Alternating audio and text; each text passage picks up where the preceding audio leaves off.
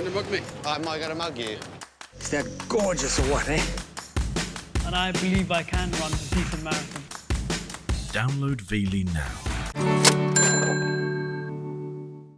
On Salvage Hunters, Drew visits a medieval castle in Cumbria and finds the ultimate car accessory. That's off the Radiator car. That is going on my Land Rover. At a carriage museum in Derbyshire, with a slip of the fingers, he has an embarrassing accident. Until you pull that out. Oh! And at a motor museum in the Lake District, he takes a trip down memory lane. Here we go. I had one of them. It's just, God, I love those cars. Drew Pritchard is one of Britain's leading decorative salvage dealers. Hello. Wow, that's unbelievable. That's an absolute gem. He scours the country in search of weird and wonderful objects. I really like that. Look at that statue there. It's over 2,000 years old. No. In his hunt for treasure, Nope, I'm going to keep those. everything has its price. I'll give you £500 for them. Yeah, I'll take that. And there's nothing he won't buy. You wouldn't buy that, would you? Just watch us. With help from his wife Rebecca You do what you do, and I'll do the selling here then. and a team of renovators, he transforms thousands of items from junk to gems.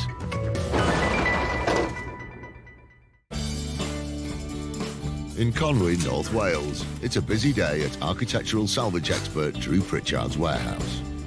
Just give it a general wipe and then we can photograph it. No more bits on the counters. We'll take the fishermen off. While Gavin and Carl sort out the display cabinets, Drew hits the road with tea.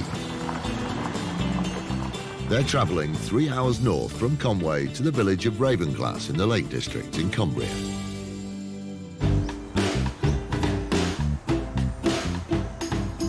Brought me to the lakes this week, hopefully not to drown me. We are going to meet a guy called Peter Frost Pennington, and he is one of the owners of Muncaster Castle. Muncaster Castle is believed to stand on Roman remains, but the current castle, on an estate of 1,800 acres, was built for the Pennington family in the 13th century, and they've lived here ever since. Peter Frost Pennington took up residence when his wife inherited the property 18 years ago. My mother-in-law used to say there's no space here when you've got 80-odd rooms. That's a bit of a strange thing to say.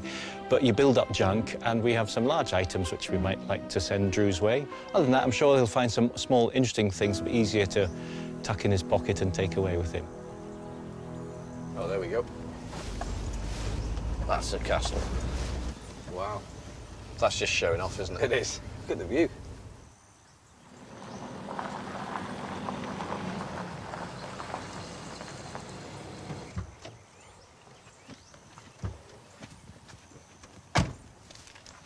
Hi, Drew. Welcome to Muncaster. Nice to meet you. Nice to get you here at last. And tea, welcome. I'm just marvelling at that when we came round the corner. Well, the view is quite stunning. We're very lucky to live here, and Ruskin described it as gateway to paradise, which means you're not in heaven yet, but you're almost there. Anyway, like to come in. Beautiful. And I'm sure we'll find something to interest you in here, sir. This is the 3 steps to heaven. 3 steps, well, 4 actually. So welcome to the castle itself. Come into the medieval Great Hall. So this is actually the biggest room in the castle, and one of the oldest. Dates, we think, from around 1300. The whole community would eat in here. And of course, there'd only be one chair in those days, and that would be the Lord of the Castle be sitting on it, and there'd be boards and trestle tables, so he was the chairman of the board, which is where we get the expression today. He'd put in an offer for that chair. Yeah, I'm sure he would. He'd turn it upside down, check the leg. God, it's wonderful.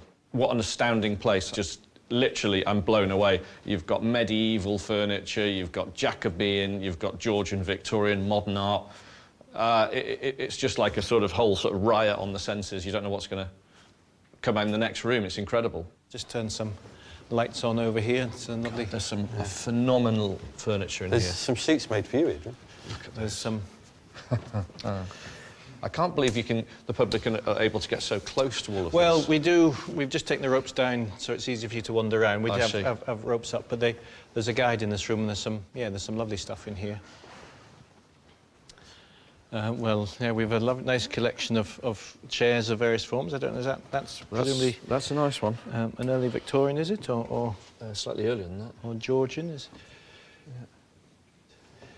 Unfortunately, Drew, all the stuff in the public rooms we have on public display, and it's not for sale, I'm afraid. Okay. It's like being sort of bashed over the head with antiquity. You've gone, well, look at that, and look at this, and look at that, and it's sort of, some of it's so old that I haven't experienced furniture of this age and this mass that is so accessible. From what I'm seeing now, if there's a junk room, I can't wait to get there, but also I'm enjoying just wandering around the building. It's an astonishing building. OK, so I come up this way, and then must come up here and introduce you to one of the main personalities of the place, because we have this quite extraordinary great painting portrait of Thomas Skelton, the Fool of Muncaster, and he looks right through you if you're brave enough to look him in the eye.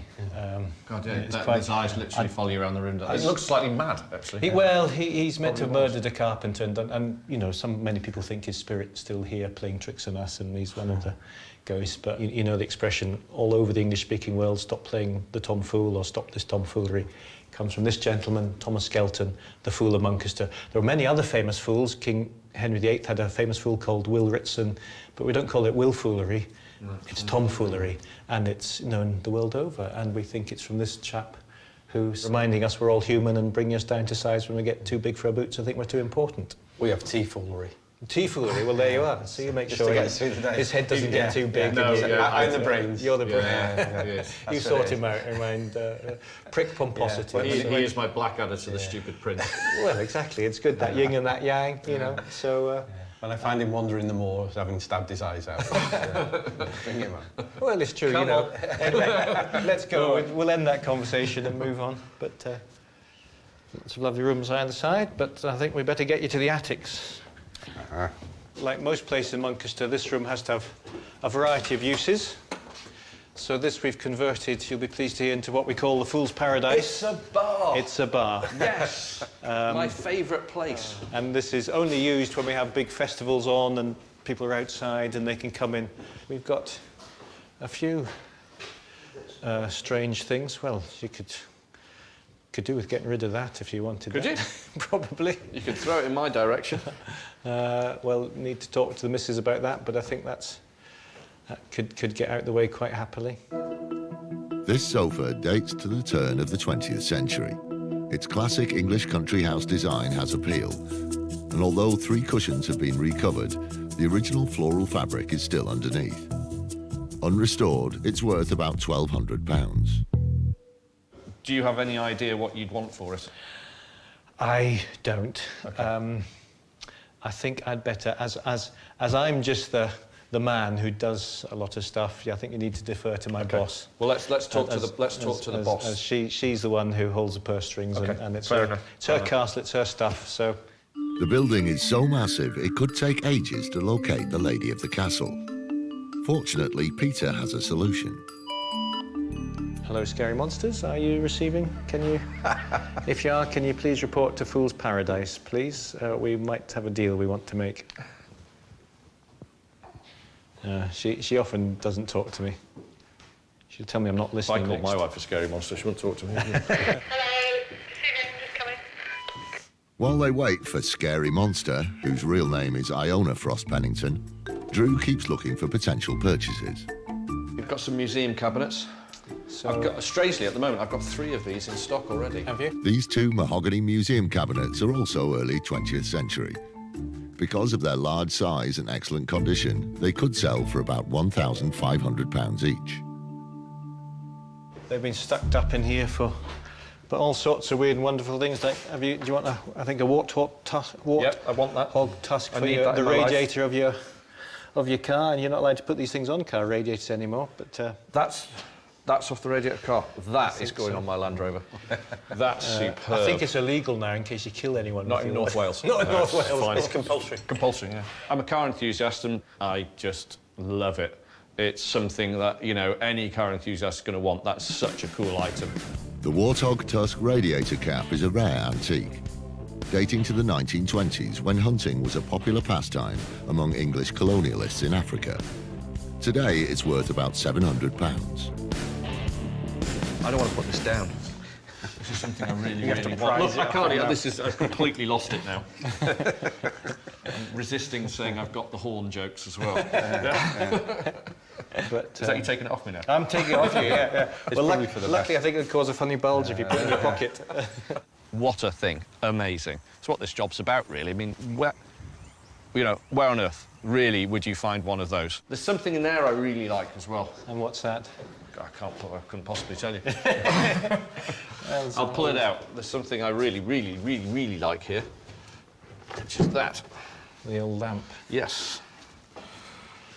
Yes. This Victorian pillared lamp base would originally have held an oil lamp on top and can easily be converted to electric. Rewired is worth about £450. They look really good when they're converted. Very charming. Again, quintessentially British country house interior pieces that I do have a market for, and I actually have a client for that lamp, and I know he's got one that matches it. Hello. How do you do? Drew, how are you? Hi. I believe I've got to talk to you. You're the boss. Yep. Right. Yes, I am. The castle's wonderful. I believe there's some bits you might want to get rid of here. I'll just say what I'm interested in. You say yay, nay on how much. Right, OK. This, like that.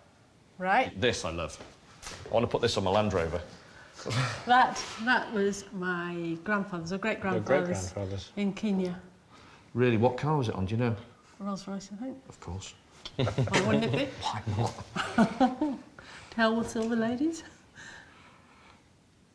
That would be of interest if available. I think that's pretty expensive. Yeah. Yeah, it is. Be expensive in my shop. Hopefully, it's cheaper today.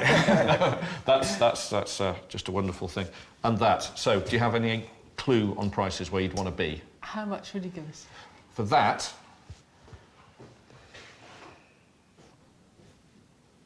because of the rips on the arms, which is a shame, 400. 6? No. In the Lake District in Cumbria, architectural salvage expert Drew Pritchard is visiting 13th century Muncaster Castle. It's wonderful. In the Fool's Paradise bar, he's found several antiques he wants to buy, including 2 museum cabinets, a lamp, a rare car accessory and a sofa. But he must convince Iona Frost Pennington to part with them. 400. 6? No. 5? 5. It's very special material, that. It's not. I wish it was. It's Even just more a, than it's that. just a Brit. Oh yeah, that's lovely. That everything in my parents' house in the 70s looked like that. Yeah, and you've got a spare bit there as well. You know, that's for your... So what horn would this be, Peter? I think it's a warthog. Warthog tusk. If you were prepared to get rid of that, I'd pay the same for the... I'd pay 400 for that as well. Yeah, the only thing about that, I think we have some photographs with the car on the car. Top, yeah. So it makes it a bit more important to us. Yeah, OK, fair enough. Well, that really should stay here, then. It should really. On the front. Sorry about that. This, then, look, can we meet in the middle, 500 quid? Yeah. And that's too much, really, but I'll buy it. The museum cases, if you could give me a price, what you'd want for them. 350 each. Can we get them out of here, though? Yeah, they'll Yeah, take that's it. no problem. We can get them. We got some. Well, we've got 2 sons who can help manhandle them, but perfect. But some. Those 2, if all the glass is OK in all of them. Yeah, it is. There was also that lamp base I was interested in. Opaline glass. OK, how much then? That one, 250 for that one. 275? Yep. Sold. These at 350 each, I'll take them. Right. I have a lot of these at the moment. They were selling well, now they're not. So I'm reticent to spend a lot of money on one. But what I'm thinking is the more I get, maybe somebody can do more of a project. And eventually when they do sell, they should hopefully go as a big bunch. The bar's been a huge success, but there's still one more room to inspect. Oh, now you're talking. Oh, what? Oh. With or without the hat? No, I don't think the hat's not for sale. So is that a relative? I don't quite know. We found it in a cupboard somewhere. This plaster of Paris death mask was made in the early 19th century of a person unknown, possibly one of Iona's relatives. Used for centuries as a way of honouring the dead, death mask's rather ghoulish attractions faded in the late 19th century. This mask could sell for about £800. Is he for sale? I don't think he's a relation, but he might be. What do you think? Do you recognise him? Yeah. £350 for him. Really? Really? I'm fascinated with them. Death masks hold a real interest for me. Some things that make you feel uncomfortable, I like. I just think it looks as a beautiful object, just set in a simple case or with a collection of death masks. Right, can I think about that for Sure. a bit? No, that's fine. Think about that. And do you think there's a? Do you think he looks quite like you? I think if you close your eyes, there's a looking in the mirror, is it? Different nose, you know. At the moment with the death mask, I don't know whether I'm going to be able to buy it. If I can, I definitely will. If it's original to the house, it must stay here. And if not, I want it. While Iona goes to do a little research on the mask, the others head outdoors to the sheds. There's sort of a few interesting kitchen implements and old bits of panelling. I don't think there's anything of any great interest. No, there isn't. No, it's just bits. There's handy bits of panelling. I mean, there's nice sort of little things like wicker, but you know, what can you do with that these days? It's a nice decorative piece, but would have... Well, there's other... I think there's a few other... If we can have a look round some more. There's a few chairs and things in here, and rather dirty and dusty, I'm afraid, but I think this is mainly chairs that have had their day been... Oh, we'll put them in the outhouse. Yeah, there's nothing of real... No, they're rotting away. No. No, nothing in here. Yeah. Nothing in here. As the outbuildings have nothing to offer, everyone reconvenes in the castle billiards room to hear Iona's verdict on the death mask. Have you found out, is he a member of the family? Or was he a member of the family? No, he wasn't a member of the family. Nobody seems to know anything about him. So I guess he can go, depending on the price. What did you say? I said 350. I thought you said 450. I didn't say 450, no. You can't go to 4. 400 quid's fine. That's fine. So, I think we're done, are we? Right, if that'll do you. That'll do. I'm happy. You happy? Yeah. With the deals done, it's back to the bar to move the heavy cabinets. But there's a snag. It's not coming out of the room. We can't get the museum cabinets out of the door. Now, they must have got into that room, so they've gone through that door. I thought they'd gone through that door, because it's a big door. What is it, an inch and a half? It's, well, you measure it and have a look. Yeah, it's an inch and a half, sure. Just an inch. Sure, yeah. That's the only way it would be taken. If the door frame wasn't there, they'd go out. Well, Drew, obviously Tom Fool is playing his tricks on us again. He's laughing his head off now, because we did the deal, we thought we were sorted, and he's come up to bring us back down to earth with a bump. Has he shrunk the door, or has he enlarged He's probably, he's probably swollen the cabinet, I would think. But an inch and a half. By an inch and a half. So we're just going to have to leave them where they are. It's a shame, but that's the way it is. Maybe it is Tom Fool playing a trick on us. OK, Paddy?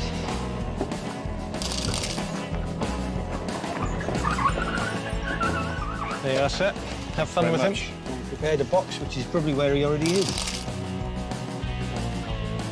Today, great day, good items, some new stock. What we do. Bought new stock, bought fresh stock. And a great place. I didn't even know this place existed. It's spectacular. Done? Yeah, all in. Thank you Well, so that's much, your lot, Peter. sir. Thank you very much. Enjoyed it. Been a pleasure. Great. It's an incredible house. Stunning. Thanks, Peter. Cheers. Safe Bye-bye. journey. Watch your speed bumps.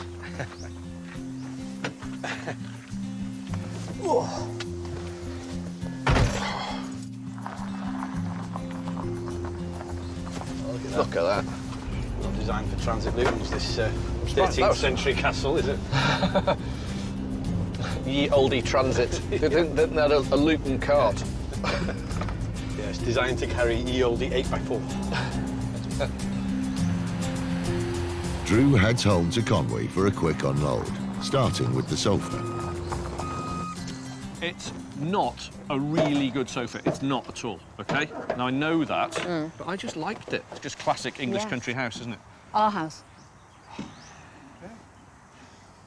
We haven't got any room for it. What did I say, T? That it would end up in your house as soon as Rebecca saw it. Pretty It's much. just lovely, isn't it? It's just got a great country house feel to it. Yeah, but I love that little two-seater sofa. Loved it. It just shouted, "Come home" to me. Good little find, that one. Carl's passport photos. That's uncanny. Oh. I don't like you anymore. No. Separated at birth. No markings on it. Nothing at all. What are we going to call it? Well, it's Carl, isn't it? Ignore them. Come on, death mask. It's a new day in Conwy, North Wales, as architectural salvage expert Drew Pritchard sets off on his next expedition. This time, he's travelling 2.5 hours east to Matlock, the county town of Derbyshire. In the 19th century, Matlock was a well-known spa town, and although the spa has since closed, it remains a popular tourist destination. So a beautiful day today, Drew, and you're going to make me do some work somewhere, are you? Well, yeah. It's a bit of an odd one. It's somewhere I've never been before. We're going to a carriage museum. Best thing about today, museums tend to have the best pieces. So we'll have a look.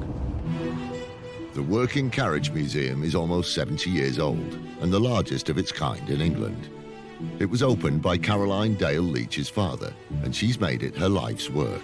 Well, I was born and bred here. My father was always into horses. I can remember having my very, very first pony when I was 10. That's all I've ever wanted to do. I've taught carriage driving and horse riding all my life. Oh, here we go. Working Carriage Museum. Oh, it's bigger than I thought.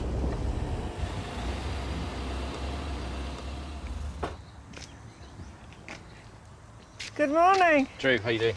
Very good. Good morning. Thanks very much for having us here. Thank you. Thank you for bringing the sunshine. It follows us wherever we go. We keep it in the van in the boxes. Yeah. You know why we're here? Yes, shall we go and have a look? Should we have a look around? Fine.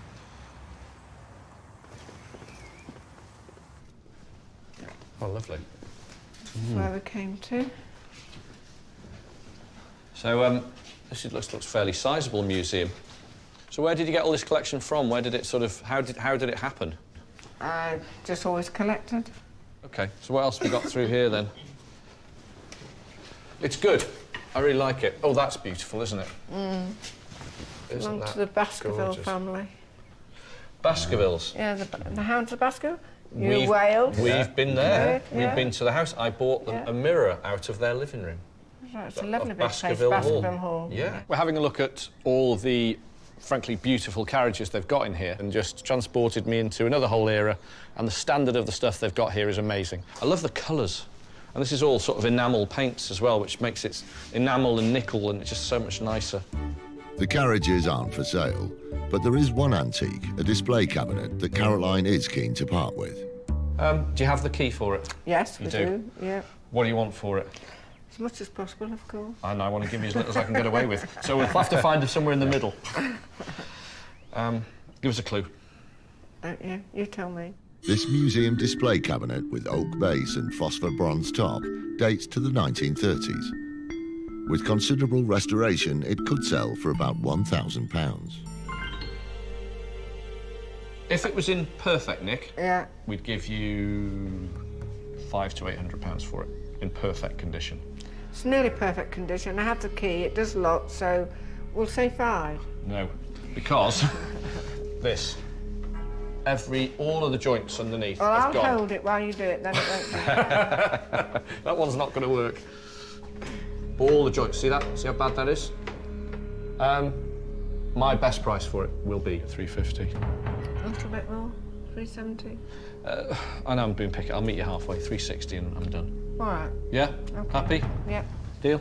Thank you. It'll repair, okay, it's going to spend some money on it, but it'll repair well, and it should sell quickly because it's a good size, desirable, it's lockable, it's, you know, it's a good retail piece. With one deal under their belt, they move on to the tack room. I call this the heart of my stable. Oh, so. that's... Wow. Okay, so... That's gorgeous. That's not what I expected. I expected sort of straw everywhere and feed buckets and I hope not. salt lick and this, that and the other lying around. Very smart. It's got all the horse's tack, it's got bridles and bits and reins and all that type of thing in there. And it's actually very beautiful. What's that? An apocalypse box. Apothecary box. A doctor's box. Oh, I should let you do that too. Yeah, I was going to say, you should let me do that. This small folding apothecary case is Victorian and still contains the original glass bottles. With some restoration, it could fetch about £600. The poison compartment's in the back, so until you pull that out... Oh! Well, that's one of the original bottles gone. Oh dear. How did that happen? It fell out when we opened the door. Oh, bugger. Oh dear. I hate breaking original things. Is that one of the square ones as well? Yes, yeah, it's one of the little There's the original stopper, ones. look. Yeah. Oh, damn. I can't remember the last time I broke something original. I really can't. I absolutely detest it. Mistakes happen. That was a mistake, and I'm going to pay for it. Is it something you're wanting to part with? Well, I will. You will? Yeah. OK. What, obviously, you're in a position now of power over me because I've broken it. Don't we just like being in control? What would you want for it? I don't know, you make me an offer. I have seen them go in other sales, anything from 1,000 to 3,000, and when they're absolutely perfect, OK. you know, I've seen them go. I think I'm going to be buying you a new bottle. Yeah, I can't get anywhere near that. I value it finished at somewhere around £600 to £750. That's finished as well. Yeah. So I think we're very, very far apart. We are. I was hoping for nearer 1,000. So we'll leave that at the end anyway. Let's leave that to there. Yeah. I'm going to give you some money for that. I don't know how it happened, but we'll give you something for it. Caroline has a set view of what she's prepared to take for it and what she values it at. Mine, I don't concur, as they say. I don't agree. I can't pay that much. If it was worth £1,000 or £2,000, I'd pay way more, but it isn't. Pit pony bluff. What do you call a pit pony? What? A bluff. A bluff. And you heard the nursery name, you know, Blind Man's Bluff? Yeah. Because they bluff their way along the pits. And so if you put a mask, you know, a scarf around with the children and whistle them around, they have to feel their way, so it's called bluffing. Ah, OK. How many times do we say you bluffed your way through that? All the time. Well, there you go. a lot. Yeah, an awful lot. That's where the saying came from. This pit pony mask, or bluff, would have been worn by ponies in the coal pit to protect their heads. It's made from heavy gauge leather and hand-stitched. Made in Derbyshire in the early 1800s, it remains in perfect original condition and is worth about £200. So you've got another one of these, did you say? Yeah, one up here on the top. Bring that one down? Wouldn't mind, actually. Are these something you'd part with? Yes, yes. They're a little bit dark, you know? They've got a slight edge to them that's a bit moody, and I really like that. And I think they're also incredibly original, totally unrestored, as found. And there's two. OK, give us a clue for the pair. So I think they're lovely. I'd sell them as a pair as well, I wouldn't sell them singly. No, £50 each, what do you think? Oh, yeah, oh, yeah. Well, I'll tell you what, as I broke that, and we're too far apart on that, I'll give you 150 for the pair. 150 for those? Yes. Yeah, OK. Deal? Yeah. There you go, is that fair? 150 for those two. 150 for those two. OK. So I'm giving you 50 quid because I feel terrible about breaking the bottle. Today ended quite well, actually. As usual, totally unexpected purchases. Nice area, great people, got some good bits, and it's only a couple of hours away from where we live. I'm going... You going out on that? Yeah. And whilst this is up? Well, there's no point in me hanging around, I can't do any of the work. So we're going to do. All right, don't let him have a go on the whip. I'll be back in a bit. Hurry up, T. Right, are we ready for Yeah, let's go. a jaunt? Don't spell Jolly it. good, lovely.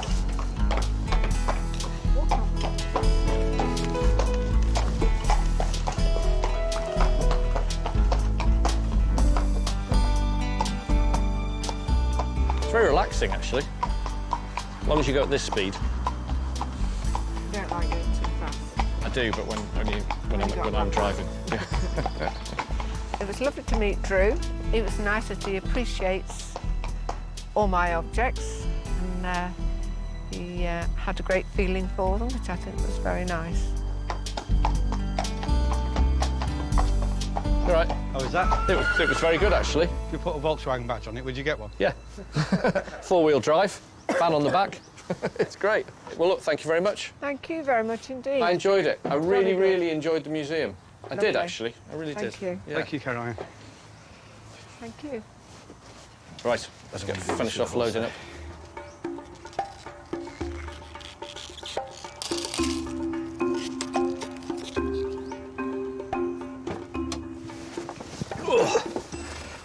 Ooh. Can you hear me all right? Yeah. I'm feeling a little hoarse.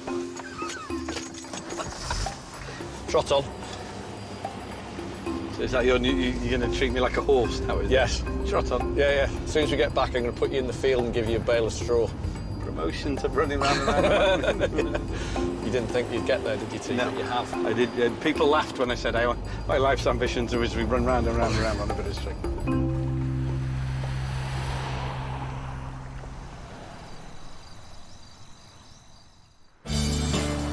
As luck would have it, Drew's next call takes him all the way back to Cumbria. It's a 140-mile drive to Ulverston, a market town so old it's written in the Doomsday Book of 1086. We're off to, you'll love this. Go on then. Actually, you might not love it. The Lakeland Motor Museum. Oh, excellent. And they want to get rid of some stuff in their storeroom. Brilliant. Lakeland Motor Museum was started by a private collector in 1978 and now features over 30,000 display items. It's run by Bill Bewley and Chris Lowe. We have an interest in vintage cars and motorcycles, and we wanted to maintain the collection for future generations. There's nothing for Drew to buy here in the Motor Museum today, but we have another storage area with, well, nice old cabinets. I think there's a fried chocolate one, some other shop sale stuff. Some other bits and pieces you're going to find of interest.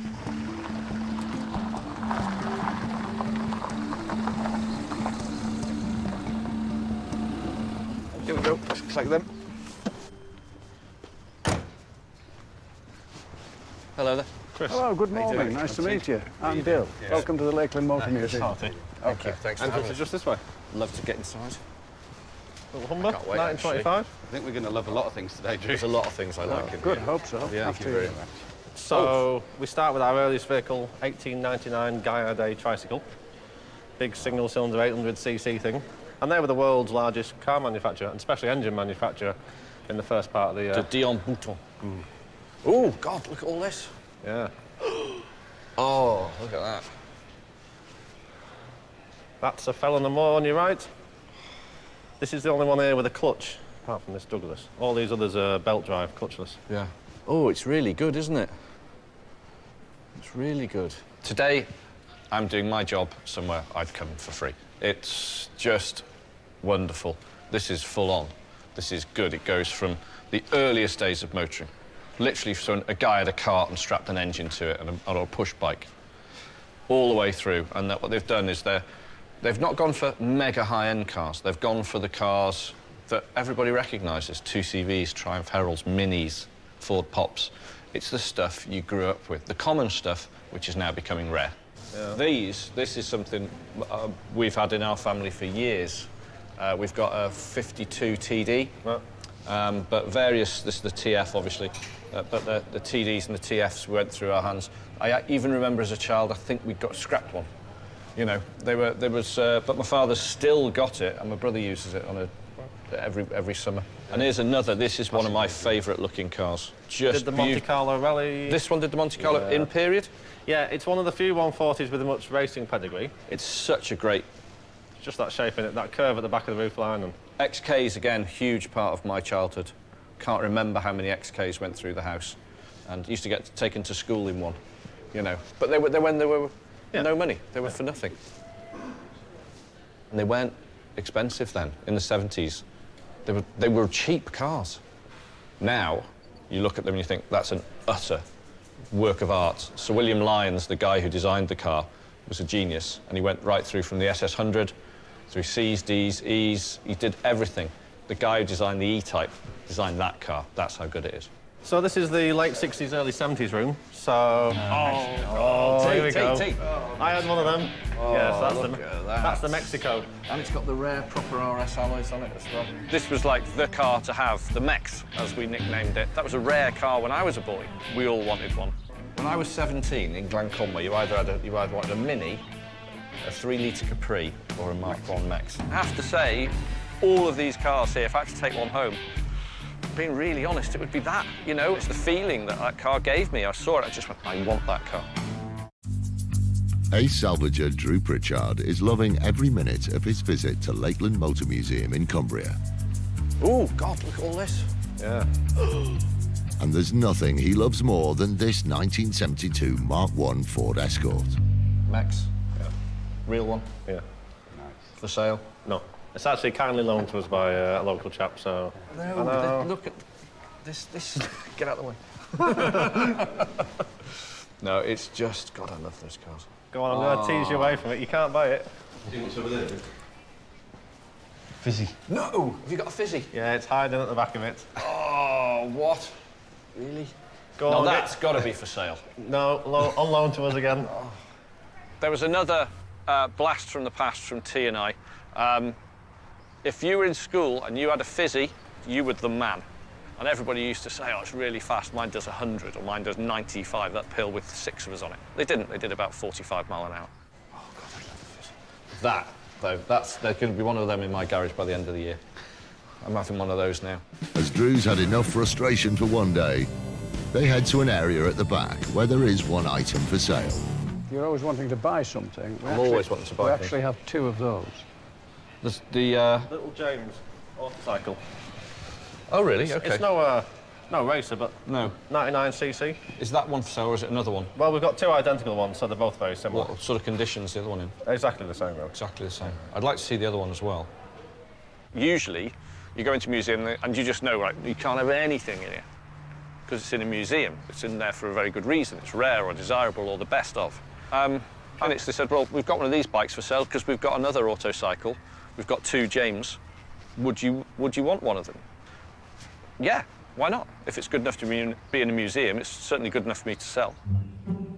Drew can only buy one bike, but Bill and Chris pull out both so he can choose between them. Autocycles have small motors that kick in when a rider starts pedalling. These 2 date to 1939 and were made by James Cycle Company of Birmingham. They're worth about £1,200 each. It's really... There's sort of pluses and minuses for both of them, isn't there? So you found your bike now, have you? Yeah. Hang on, we'll have to do it. Oh, yeah, it's this one. No competition. Which one's the oldest? Both the same year, 39. What I'm looking at is the... I think this is the more original bike. OK. But for my clients, they're going to want the one that's the shiniest. Yeah. For this type of thing, because this will go into fashion display, I think. Yeah. But that's a... Well, I can swap them. I don't think it hasn't got Hasn't got a peak. You'll swap the horns over? Yeah. Yeah. All right, OK. 600 quid.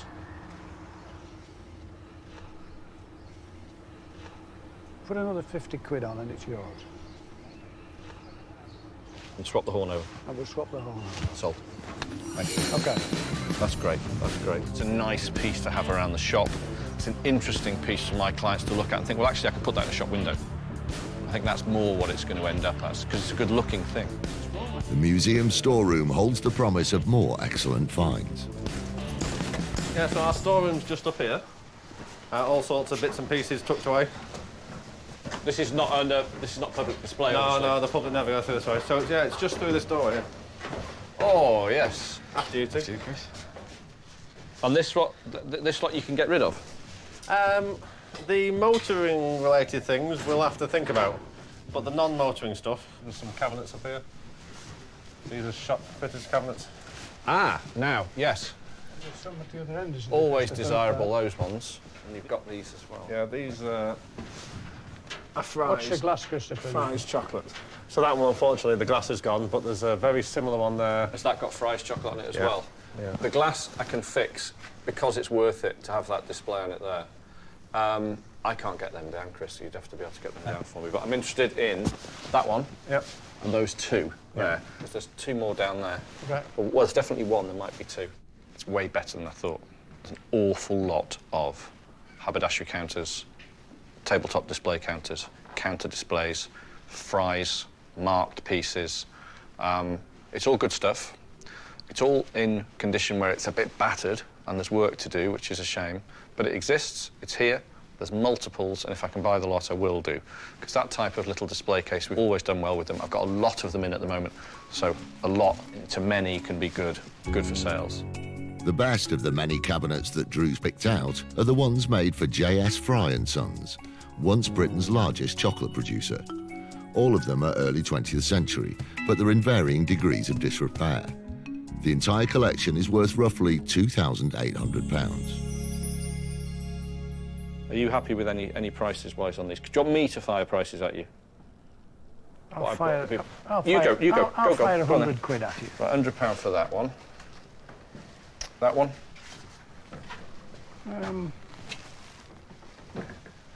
Those brass fittings are original to it. They've been put on to hold it together. Well, shall we say 150 on that? Right.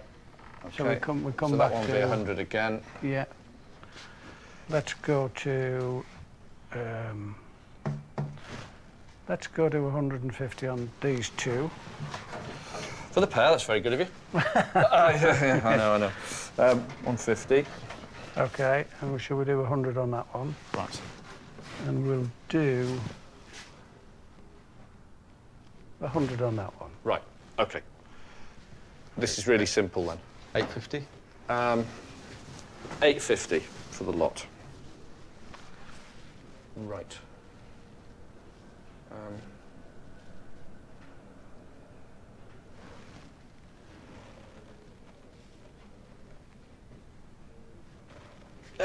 Yeah. Okay. Yeah, that's fair. Okay. That's fine. Today I've spent a little and got a lot. I've got a bike I can sell straight away, and then everything else needs restoration. Bit of a pain, but that's the way it is. My job is to go and buy things and spend money to sell them to make money. But the only problem is now I have to go and buy a Mark 1 Ford Escort. And that's going to really cost me. With the van loaded, Bill and Chris have one more treat for Drew. A ride in this classic 1925 Humber automobile. Have you been in one of these before? I have. A long time ago, been converted to a pickup. Are you going that side too? Oh, right, yeah. Around this side. Okay. As you see, there's no door on this side. No, you've got the spare, have you? Oh. There you go. All we've got to do is hope we can get a start. Right. Start it. Oh, that's very good. Slip the clutch window, we can flip it up and... But they've got to see how... that's not too bad. This is amazing. The ride out in the Humber was nice. It's not the sort of thing I'd buy, but it was beautifully put together. And once you got it into the top gear, it was smooth and quiet, and you could feel a good pull on the engine. That was really comfortable as well. I learned to drive. The first time I drove something, I was 11, and it was in something just like that. And maybe that started the addiction. Could you gentlemen in the front make with the port, please? Sorry? We're lacking port in the back. Tea was fine in the back. At one point, he asked me for some port. Very comfortable. He could have stayed there all day. We just fed him crisps and alcohol. He'd be fine. Thank you very much for a really, really good day. Well, great to meet you. Thank you for coming. Thank you so much. It's been great. Thanks for your Real visit. pleasure. Thank you. It's been a joy. It really has. Yeah, okay. Great. Thanks again. We'll see you again. Cheers. See you later. Bye-bye.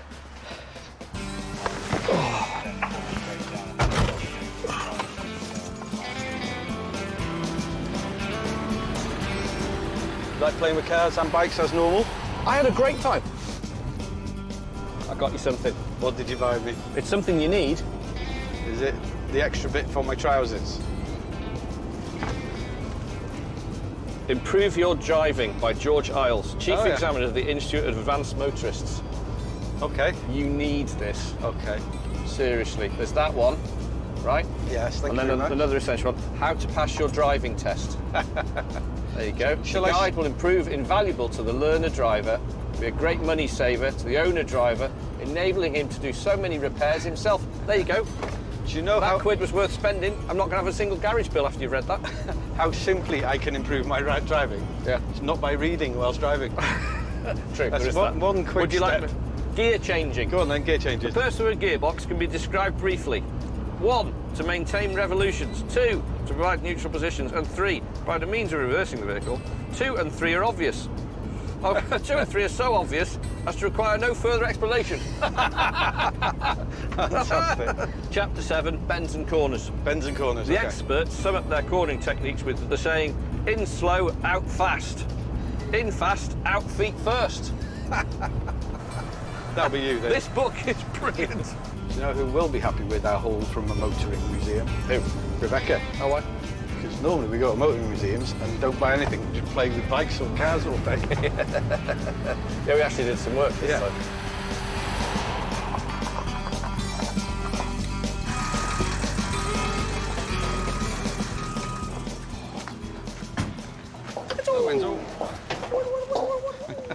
Hello, hello.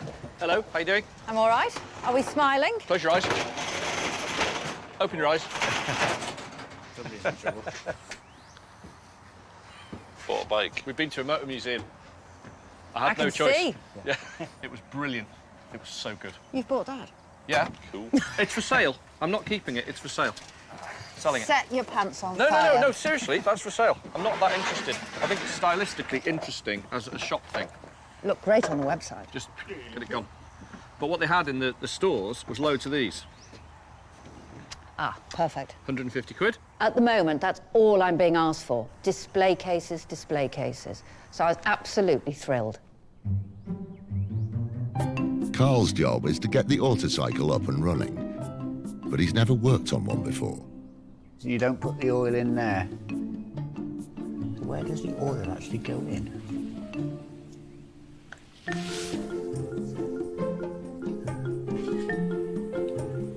That could well be it, but how on earth do you put the oil in there? Because that tube's not going to fit in there, is it? Where the dickens do you put the oil? Meanwhile, the rest of the team gets started on the cabinets. The whole case of it wobbly.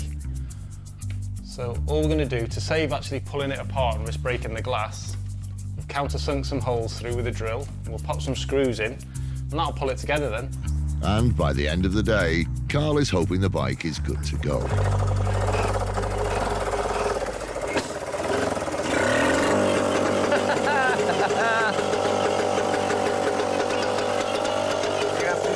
Shot. Push it forward. Push it forward off the... You ready? Yeah. You ready? Yeah. Ease off the accelerator.